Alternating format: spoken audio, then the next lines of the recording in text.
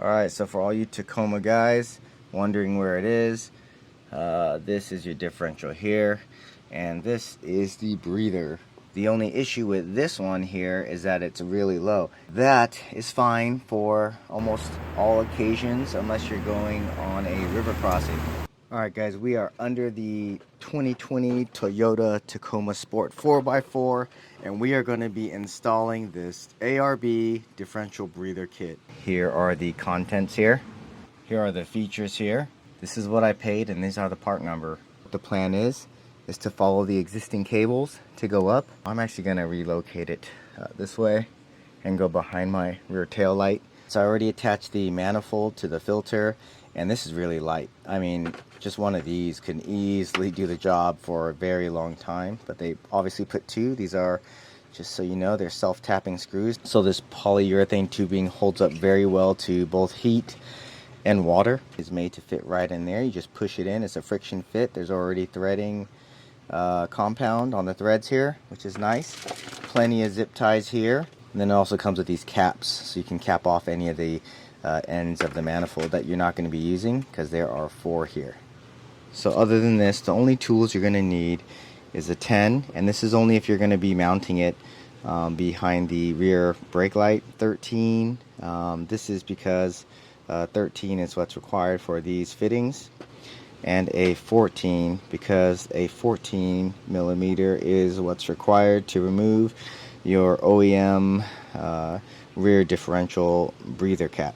You're also going to need an Allen wrench to fit the cap here. It says H3 times 100. I have no idea what that means. You're also going to need some kind of a driver, because these self-tapping screws are going to require it. And it is a Phillips. So we're going to just go ahead and screw this out.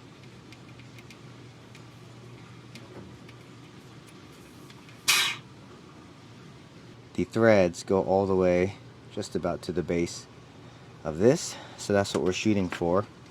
If you look at the OEM one, it does the same, and if you compare the two together, you'll see they're about the same length.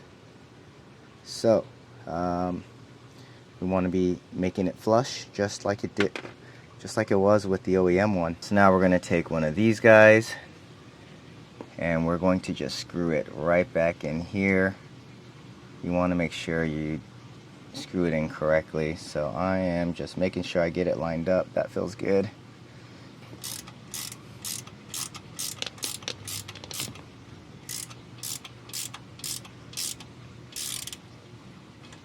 Looks like we're getting pretty close there. We're not completely there yet, so we're gonna go ahead and keep cranking on this here. That feels good. And that's what it should look like, mounted all the way. And you'll know when you get there, because it's not going to move anymore. Keep in mind that this tubing doesn't bend very well. It's already bended. So you definitely don't want this to touch anything hot, but also you don't want it to kink. And just push right in. And once you push it in, you'll see you can't pull it out. Like I'm pulling it up. It is not coming out. So I push it in, it's solid. It's definitely in there. I'm gonna give it a little extra length for travel. What I'm gonna do here is just run it on the front side of these brake lines. Here. You see it's a little kinked. I'm gonna straighten that out now. That's not something I'm gonna deal with later. There we go. And I'm just gonna kind of let it hold itself in place before I start mounting it with the zip ties. And I'm going over the top of this cross member here. This looks like I've given about an extra 6 inches or so of travel, which if my brake line which is more than my brake lines. I think I did it at 3.5 extension here, so that should be more than fine. If you see the cross member here, it's really thick. It's all flat, there's no holes. And I'm just going to zip tie it to this nice secure wiring loom there. We have the wire running in front of the brake lines, over the cross member, over the back half of the cross member here. And we're going to follow that loom right up there. There's 2 bolts up top here and 2 bolts down here. The ones you need to remove are pretty much at the top and base of the brake light. So it's going to be this one, because this one sits above the brake light. So, and at the bottom, since the brake light ends here, you're going to remove this bottom one. So we're going to be removing these 2 bolts with the 10 millimeter we have here.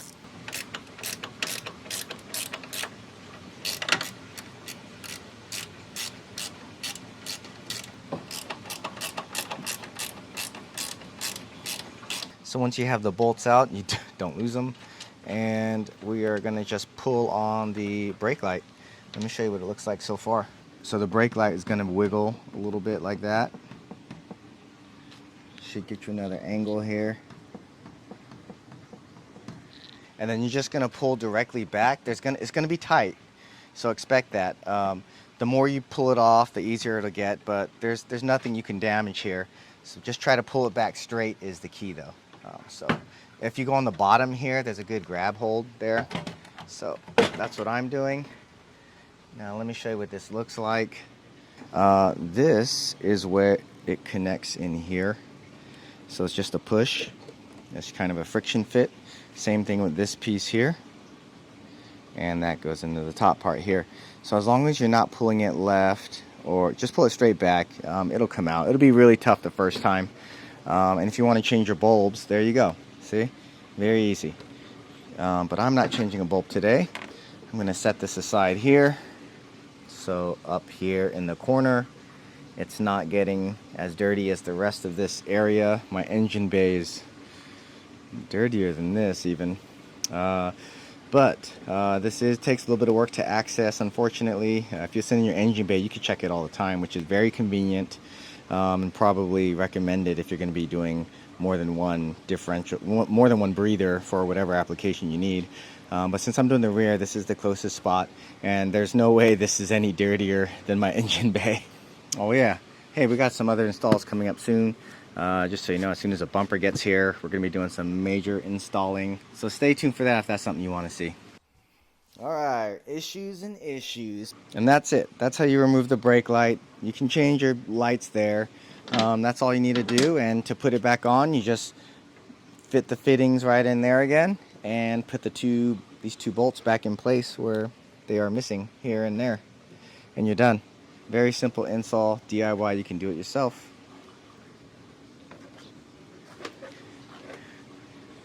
I'm just gonna slide it up here.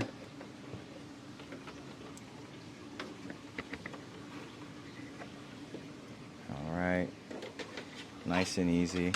And again, I'm not pulling on this hose, just whatever it'll give me. I'll take it, and I'm gonna give back a little bit. Let's go ahead and get the manifold and the filter, and let's mount it here. There's nothing here, so you can't screw anything or screw into anything or screw anything up. I'm gonna go ahead and take this filter off so I can mount the manifold, and I'm gonna go ahead and cap the manifold now as well, because once I have it mounted in here, it's gonna be very hard to access.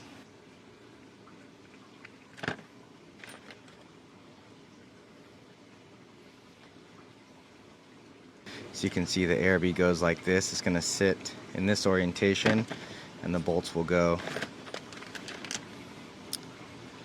like this.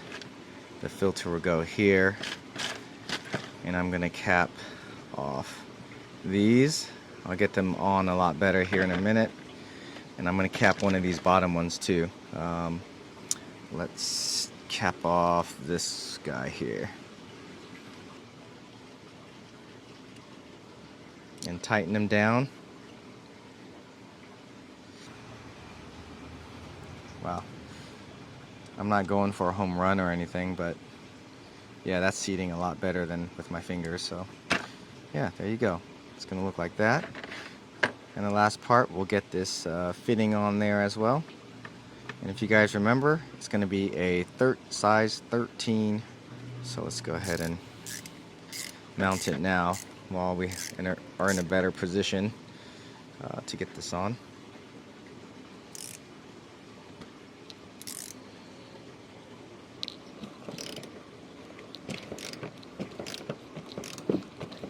it was a little bit difficult to get it down just by hand, so I just mounted it to my bike rack, and I'm just gonna seat it this way here. And that looks like it's just about there. Yeah, that's it. This is where the filter goes. This is where this tubing here is gonna end up. And we are just going to get both of those screws in place there. Okay, so I'm gonna mount it just like that because my drill can clear it when it's like this. If you look on the right side, it's aligned with that bracket. Yeah, it's already going in, so I'll go ahead and pull that out and get the other one. Just don't drop the other one like I did. I just wasted like 5 minutes trying to find it. So I'm gonna back this one back out here, slide it where it's gonna live the rest of its life here. Align the bolt with the hole. And that's it. You see that? It's on. I didn't get it super tight yet. Oh, there you go. See? Proof. And then now we're gonna go ahead and get the second. Again, you don't need to drill holes for this. These are self-tapping screws. Just don't go too fast or too hard. Give it time to work and drill the hole. There it is. And that's on super secure and tight.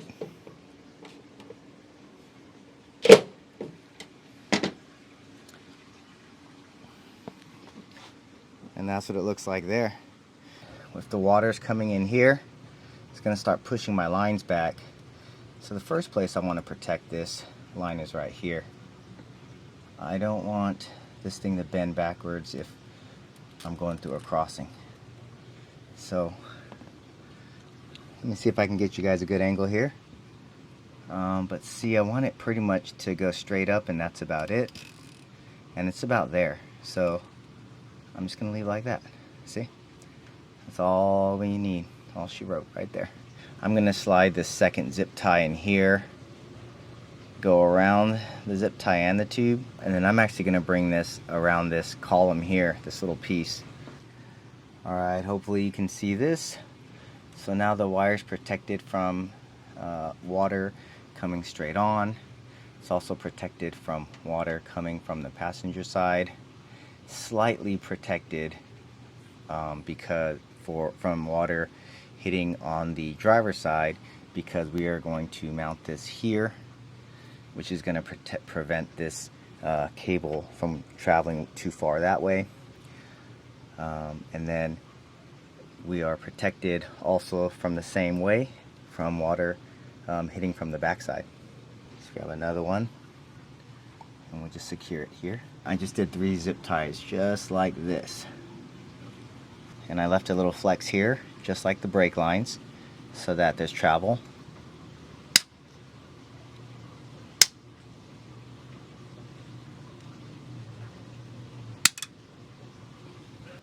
Let me show you this area real quick. I just did 2 quick zip ties there, and then on this side of the cross member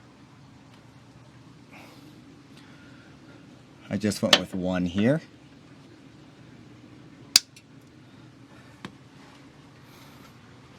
Now we're gonna go look on the outside of the frame here at this junction where I put 1. 1 feels really good here because there's not much play in anything. And then I did 1 more on the other side. Alright, let's crawl out from under the truck here, kind of show you. So I put it at the base here, because if you mount it up higher, you're gonna tug on it whenever you try to replace your light bulbs or anything like that on your rear tail light. So down here is nice and safe. Looks like I can cut off about this much right here.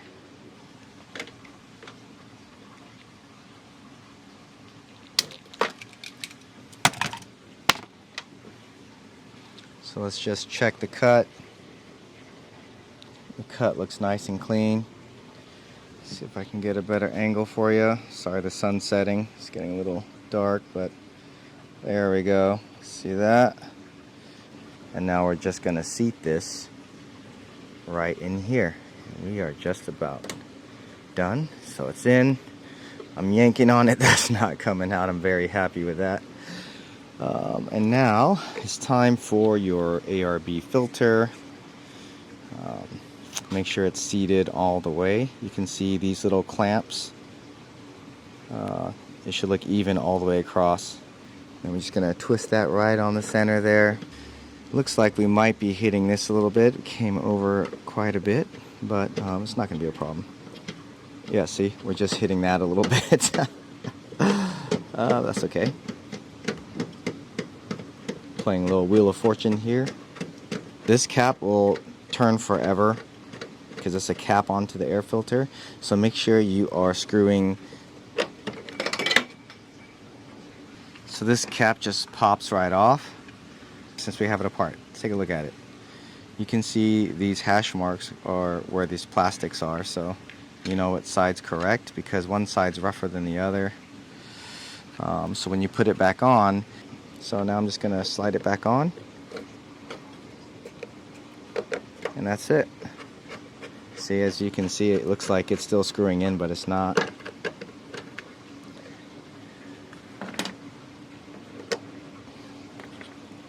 Go ahead and put everything back in. With one hand, because somehow I know how to do everything with one hand now that I start recording stuff. Alright, so make sure all the wires are out of the way for that bolt and this bolt. Oh, epic fail. Okay, we're gonna have to redo the mount here. Let me show you why. Because the filter sits here now, and so does the top of the brake light. No problem, because the holes, you know, they just make me feel really sad, but no worries. So we're just gonna have to mount this a lot higher, maybe about 1.5 inches higher. All right, so there we go. It's nice and crooked, but it works great. So I'm gonna go ahead and get the filter back on here. It's so hard to see, but it's tucked up there, nice and tight. I'm gonna put this back in and see how this wire's in the way here. So I'm gonna move that out the way. And then just slide everything in like that, see? I'm gonna line up this bottom piece here, just like that. And then the top piece should just, and the top piece will just slide into place. Let me see if I could show you. There, kind of see it there. And pops right into place. So now it's on. There we go. Now it's on. The seam should all be even all the way across, okay? Should all be even in the seam. So now we're gonna go ahead and get these bolts back in here. And as you can see, they are nice and lined up. That's how you know you got a nice even mount. So I'm gonna start screwing these in. I like to try and thread everything in by hand first, just so I know it's on all like threaded correctly. That feels good, and that one feels good. That feels solid. There you go. If you like working on Tacomas and going on adventures, please give me a subscribe.